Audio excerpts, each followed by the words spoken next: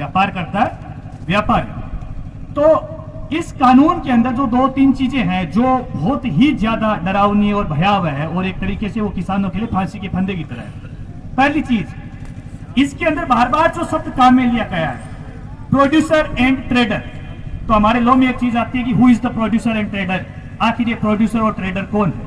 अभी की जो परिस्थितियां हैं, वास्तव में किसान उसका उत्पादक है, अन्न उपजाता है, लेकिन वो प्रोड्यूसर होगा जब वो फसल तैयार होके फैक्ट्रियों के अंदर आएगी और जब उस फैक्ट्रियों के अंदर एक ब्रांड का लेबल उस पर चिपकाया जाएगा तो वो प्रोड्यूसर का तमगा, जिस ब्रांड का नाम लिया जा रहा है वो ब्रांड होगा। जैसे मैं आपको समझाता हूं, अगर रिलायंस फॉर एग्जांपल कॉन्ट्रैक्ट खेती करती है और रिलायंस गेहूं बेचती है, कणक बेचती है, धान बेचती है, तो रिलायंस अगर उस पर अपना लेबल लगाएगी, ब्रांड लगाएगी, तो उसके अंदर जो प्रोड्यूसर है वो रिलायंस कहलाएगी, न कि किसान कहलाएगी। तो किसान की कन्नी यहां से कट जाती है। दूसरी चीज, जब वो फसल को खरीदने की बात होती तो ये तीन कानून आपस में कूदते हुए हैं। अगर आप एक कानून को समझेंगे सिर्फ महज, तो दूसरा और तीसरा, ये तीनों कानून गूंथते हुए हैं। पहला कानून ये कहता है कि किसान कहीं पर भी अपना व्यापार कर सकता है। अरे भैया, किसान का काम नहीं है व्यापार करना, व्यापारी का काम है। किसान तो आज तक मंडी में गया है, अपनी फसल को वहां लेकर जाता है, और जो मंडी में, जिनको मैं सर्विस प्रोवाइडर बोलता हूं, और जो हमारे सरकार के जो ज्ञानवान मंत्री है, जो नेता है केंद्र सरकार के, वो उनको आड़ती बिचौलिया कहते हैं। अरे भैया, बिचौलिया कौन होता है? बिचौलिया तो आप हो कॉर्पोरेट के, हम नहीं है। वो हमारे भाई है, हमारा काम करते हैं, हमारी फसल की तुलवाई सारा काम वो वहां पे देखते हैं। तो जब किसान आता है मंडी के अंदर और जब व्यापारी आता है मंडी के अंदर, दो तरीके से फसल की खरीद होती है। एक होती है एमएसपी पे, तो किसी फसल की अगर जो लागत है वो लागत नहीं निकल पा रही है तो वहां पर सरकार उस फसल की एमएसपी देती है। हालांकि जो एमएसपी का जो फॉर्मूला है, जो स्वामीनाथन आयोग की जो रिपोर्ट के अनुसार होना चाहिए, वो नहीं है। उस पर मैं कभी और आपके सामने बात रखूंगा। तो जब वो आता है, किसान फसल लेकर आएगा, एमएसपी पे खरीद करेगा, तो उसको उसकी फसल का लागत निकल जाती है। लेकिन ये जो कानून आया, इसके अंदर क्या होगा? पहले शुरुआती दौर में, यानी कि लगभग 3 या 4 साल, जो एमएसपी है, मैं ये समझता हूं जो एमएसपी उससे भी ज्यादा किसान को दिया जाएगा। जैसे मान लीजिए कोई फसल 2400 रुपए है तो उसका 4800 आपको दिया जाएगा, डबल भी दिया जाएगा, 4 गुना भी आपको दिया जा सकता है, जैसे आपको दिया गया। अब क्या होगा? जैसे ही आप वो फसल आपने बाहर बेचना शुरू कर दिया, आप मंडी में गए नहीं। जब आप मंडी में नहीं गए तो मंडी किससे चलता है? पता है किससे चलती है? मंडी चलती है जो हम फसल लेकर जाते हैं मंडी में, जो हमारा जो टैक्स, जो पर्ची कटती है, जो उसका एक टैक्स भी जाता है, उस टैक्स से व्यापारी और जो किसान है उसके टैक्स से वो मंडी चलती है। जब किसान वहां गया ही नहीं, 3-4 साल तक अच्छे दाम आए फसल के, लेकिन 4 साल बाद में आपके अचानक एक बड़ा धोखा होगा। वो धोखा क्या होगा? वो धोखा ये होगा कि अचानक जो फसल आपके 4800 रुपए में व्यापारी, यानी कि जो बड़े बड़े उद्योग धंधे वाले, ये अपने अडानी अंबानी जैसे सो कॉल्ड फार्मर, मैं इनको कहता हूं सो कॉल्ड फार्मर, ये खरीदेंगे, तो अचानक 4800 आपको 1100 में वो फसल आपको बेचनी पड़ेगी। अब आप क्या करेंगे? अब कहेंगे साहब हम तो मंडी में बेचेंगे। अरे भैया, मंडी खत्म हो गई है, 5 साल आपने इनके चक्कर में आ गए, अब आप गए वहां, मंडी तो है ही नहीं। बिहार के अंदर 2004 के आसपास का वो दौर था, उससे पहले मंडी थी। तो बिहार में क्या हुआ? बिहार में यह हुआ कि इन्होंने मंडी सिस्टम खत्म कर दिया और अपना एक नया सिस्टम लेकर आए। आज जब हम बिहार की और पंजाब की तुलना करते हैं तो स्पष्ट रूप से देख सकते हैं, यही झांसे है जो आज मोदी सरकार हम सबको दे रही है इन 3 काले कानून के माध्यम से, यही झांसे बिहार में भी उस समय की जो तत्कालीन सरकार थी उन्होंने भी दिए थे। आज हालत ये है, बिहार के अंदर अगर किसी जींस का 1100 रुपए मिल रहा है तो पंजाब में उसी जींस का 2400 रुपए मिल रहा है। अब ऐसा तो है नहीं कि पंजाब वाला किसान ज्यादा मेहनत कर रहा है या बिहार वाला कम कर रहा है, लागत भी वही है, खर्चा भी वही है, लेकिन एक घाटा खा के फसल बेच रहा है, एक फायदे में फसल बेच रहा है। तो मुझे लगता है ये पहला जो कानून है वो आपको अच्छी तरीके से समझ में आ गया, इसके लिए हम क्यों लड़ रहे हैं। दूसरा जो कानून है वो मैं सरल भाषा में समझाता हूं, कॉन्ट्रैक्ट खेती। अब ये कॉन्ट्रैक्ट खेती अंग्रेजी में सुनने में बड़ा ऐसा सुनहरा सा लगता है, कॉन्ट्रैक्ट खेती। कुछ लोग, मैं कुछ साथियों से बात कर रहा था, अपने वकील साथियों से बात कर रहा था, तो वो संघ की तरफ से हैं, तो हम तो हर वैचारिक सहमति का स्वागत करते हैं अगर वो तर्क के साथ आती है, तो वो तर्क के साथ आती है तो हम उनको उसी तरीके से जवाब देते हैं। तो उन्होंने ये कहा कि भैया अब तक हम बंटाई पे भी तो दे रहे थे, वो भी तो कॉन्ट्रैक्ट खेती थी। मैंने कहा अच्छा, वो कॉन्ट्रैक्ट खेती थी? मैंने कहा वो कॉन्ट्रैक्ट खेती नहीं थी, वो हमारा भाईचारा था। वो कॉन्ट्रैक्ट खेती नहीं थी, वो हमारा भाईचारा था, और उस भाईचारे की वजह से ही आज मान लीजिए किसी किसान के पास, तारा सिंह जी कह रहे थे, किसी के पास छोटी जोत है, तो जिसके पास छोटी जोत है, तो जिसके पास ज्यादा जोत है, तो वो उसका खेत बंटाई पे लेगा।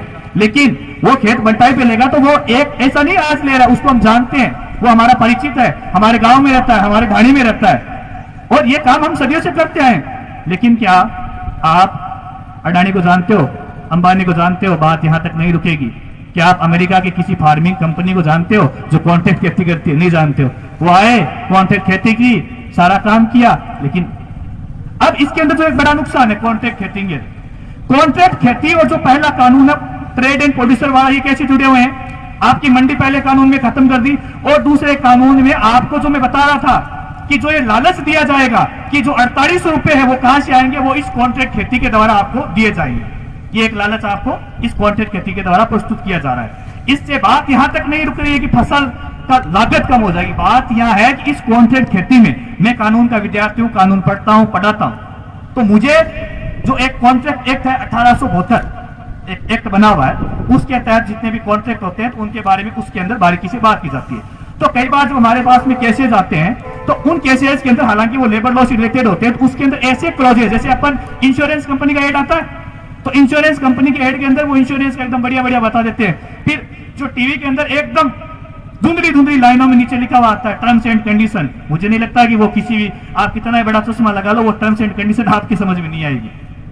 तो एक भोला वाला किसान, कम पढ़ा लिखा किसान, क्या कॉन्ट्रैक्ट को समझ पाएगा? नहीं समझ पाएगा। अब इसमें एक पेज है, इसमें पेज क्या है, कंपनियां क्या करेगी, ये कंपनियां हमारे जो आसपास, हमारे बीच में जो दलाल लोग बैठे, जो पूंजीवादी लोग बैठे, उनको अपने तरफ खींचेगी, अपनी तरफ खींचा, और उनके मार्फत गांव के अंदर ही घुसेंगे, सीधे तो आ नहीं सकते, तो उनके मार्फत उनको बिचौलिया बनाकर, उनको दलाल बनाकर हमारी जो खेती किसानी है उस पर कब्जा करेंगे।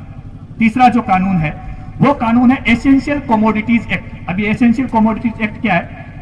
पहले क्या होता था, इस कानून से आने से पहले यह सिस्टम था कि कुछ आवश्यक वस्तुएं होती थी जो हमारे जीवन यापन के लिए बहुत ज्यादा जरूरी है, तो उन आवश्यक वस्तुओं के लिए सरकार एक लिमिट तय करती थी। जैसे भैया प्याज आपको इस स्थिति में इतना स्टोर रखना है, इस स्थिति में आपको इतना स्टोर रखना है। आपको हंसी आएगी ये सुनकर, सरकार ने वो लिमिट हटा दी है। कोई भी व्यक्ति जो सामान्य समझ रखता है वो इस बात को जानता है, उसके दिमाग में पहला सवाल ये आएगा कि आखिर सरकार ने लिमिट क्यों हटाई है, सरकार को इस लिमिट हटाने से क्या फायदा है? फायदा सरकार को नहीं है, फायदा कॉर्पोरेट्स को है। कॉर्पोरेट्स को फायदा ऐसे है, हमसे फसल खरीद के हमारी मंडियां खत्म कर दी, हमारे खेत खत्म कर दिए, और हमें खेतों में मजदूर बना लिया, और मजदूर बना के जब वो फसल स्टोर करेंगे अपने अपने गोडाउनों में, तो जैसे आपने उसमें अभी कुछ वक्त बता रहे थे पिछली, जब मैं कल यहाँ पे बैठा था, कि हरियाणा में जो अडानी कॉर्पोरेशन है उन्होंने अपने वार हाउस, यानी जो बड़े बड़े भंडारण गृह है वहां उन्होंने बना लिए कानून आने से पहले। उनको क्या खुशबू आ गई थी कि मोदी जी हमारे लिए रसगुल्ले लेकर आ रहे हैं? नहीं आई थी। वो इसलिए नहीं आई थी क्योंकि कानून मोदी जी ने बनाए ही नहीं है, कानून बनाए अडानी ने, अंबानी ने, और जो तारा सिंह जी बात कर रहे थे WTO के अंदर एक एग्रीमेंट ऑलरेडी हो चुका है बहुत पहले, और उस एग्रीमेंट में साफ साफ ये बात लिखी है कि जो हमारा एग्रीकल्चर सेक्टर है दुनिया का, वो एग्रीकल्चर सेक्टर निवेश के लिए पूरी दुनिया के लिए खोल दिया जाए। आपने FDI देखी, फॉरेन डायरेक्ट इन्वेस्टमेंट, ये जो आप बड़ी बड़ी कंपनियां ई-मार्ट वाले देख रहे हैं आजकल, मोबाइल की दुकान पे कोई नहीं जाता। जो भाई मोबाइल बेचते थे ना, मोबाइल के व्यापारी थे, आज उनकी दुकानों के ताले लगे हैं। पता है क्यों लगे? वो इसलिए लगे, हम क्या करते हैं, मोबाइल फ्लिपकार्ट से खरीद लिया, मोबाइल अमेजन से खरीद लिया, मोबाइल इससे खरीद लिया, मोबाइल इससे खरीद लिया, मोबाइल की कंपनियों पर ताले लगे हुए हैं। और यही चीज हर सेक्टर में। अब बिग बाजार का एक बड़ा, हाँ ये चीज तो मैं आपको बताना भूल गया, ये जो कॉन्ट्रैक्ट खेती है, एक रिलायंस का भी इसके अंदर, रिलायंस ने बिग बाजार खरीदा कुछ दिनों पहले, खूब पैसा लगाया, बिग बाजार घाटे में जा रहा था और रिलायंस ने उसको खरीद लिया। कोई घाटे की चीज खरीदेगा इन कानून के आने से पहले? नहीं खरीदेगा। क्यों? क्योंकि रसगुल्लों की खुशबू आ गई थी। मोदी जी ने पहले ही बता दिया था, हम आपके लिए रसगुल्ले लेकर आ रहे हैं, तो आप इनको स्टोरेज करने के लिए अपने अपने सारा सिस्टम बैठा दीजिए। तो इस तरीके से तीनों काले कानून है, मैंने आपको अपनी सरल भाषा में इनको समझाने की कोशिश की है, और मैं समझता हूं कि बात को ज्यादा लंबी ना खींचते हुए मैं सभी से आपसे यही आग्रह करूंगा कि इस लड़ाई में डटे रहिए और निश्चित रूप से हम जीतेंगे। और आज जो सुप्रीम कोर्ट की टिप्पणी आई है अभी मेरे पास मेरे साथी एडवोकेट का मैसेज आया था, विस्तृत रूप से मैं उसको पढ़ रहा था बैठे बैठे, तो उसमें सुप्रीम कोर्ट ने 2-3 बातें कही है, वो मैं आपको बता देता हूँ। सुप्रीम कोर्ट ने पहला जो सवाल पूरी कार्रवाई के दौरान जब ये सुनवाई चल रही थी इतने दिनों की, तो पहला सवाल पूछा, आखिरकार आपको ये अध्यादेश लाने की क्यों जरूरत पड़ी? आप कानून ले आते, सबसे पहले अध्यादेश क्यों लाए? अध्यादेश वो होते हैं जिनमें राष्ट्रपति अपने सिग्नेचर कर देता है और जिन पर संसद में किसी भी तरह की बहस करवाने की जरूरत नहीं पड़ती है, और एक बार ये दिखाते हैं उसमें कि भाई देश को बहुत ही ज्यादा इमरजेंसी है इन सब चीजों की, तो इमरजेंसी का नाम लेके, यानी इनके बिना तो देश भूखा मर जाएगा, इन 3 काले कानूनों के बिना, तो वो अध्यादेश लेकर आए। तो सरकार से ये पूछा कि आप अध्यादेश क्यों लेके आए? कोई जवाब नहीं दिया उन्होंने, कहा हम अगली सुनवाई होगी उसमें जवाब देंगे। ठीक बात है। सरकार ने पूछा कि फिर आपने ये जो कानून पारित कराए, तो पिटीशन में ये भी लिखा हुआ, उस पिटीशन में ये भी लिखा हुआ था कि जो राज्यसभा में इन्होंने जो कानून पारित करवाए थे, उन कानूनों को इन्होंने ध्वनिमत से करवाया था। 2 तरीके होते हैं कानून को पारित करवाने के, पहले लोकसभा में पास होता है या राज्यसभा में, जहां पर भी ये पास होता है तो वहां पर वोटिंग होती है। तो इन्होंने क्या किया, लोकसभा में तो वोटिंग करवा ली क्योंकि इनके लोग ज्यादा थे, संख्या ज्यादा थी, लेकिन इन्होंने क्या किया, राज्यसभा में इनको पता था कि विपक्ष इन कानूनों पे वोटिंग में साथ नहीं आएगा, तो उन्होंने क्या किया, ध्वनिमत से, यानी सदन में जैसे आप बैठे, मान लीजिए ये संसद ही, मैं तो इसको संसद से भी ज्यादा पवित्र जगह मानता हूं क्योंकि संसद ने अपना जो वजूद था वो खो दिया। तो जैसे मान लीजिए ये संसद है, आपसे मैं पूछता हूं कि क्या भैया आप ये कानून पास करते रात में हो हल्ले में, क्या हाँ ये नो, कुछ पता नहीं चला, एक आपसे वोटिंग करवाई जाती है, सबसे एक से पूछा जाता है, तो उससे क्लियर स्पष्ट हो जाता है कि भैया कितने लोग पक्ष में है, कितने लोग पक्ष में नहीं है। तो इन्होंने राज्यसभा में वो वोटिंग नहीं करवाई, ध्वनिमत से इन्होंने कानून पास कर दिया। तो सुप्रीम कोर्ट ने इनसे पूछा भैया आपने ऐसा क्यों किया, वोटिंग करवा लेते, कोई जवाब नहीं, अगली सुनवाई में बताएंगे। ठीक बात है।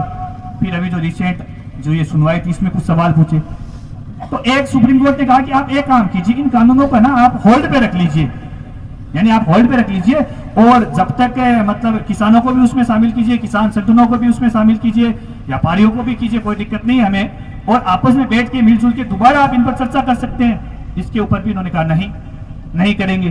सुप्रीम कोर्ट ने कहा क्यों नहीं करोगे, क्या समस्या है? समस्या यह है, मैं बता देता हूं, करोड़ों रुपयों का इन्वेस्टमेंट देश के कॉरपोरेट्स तथा दुनिया के कॉरपोरेट्स का भारत की खेती में, खेती को हड़पने के लिए हो चुका है। इसलिए सरकार कॉरपोरेट्स के दबाव में यह कानून वापस नहीं ले रही है।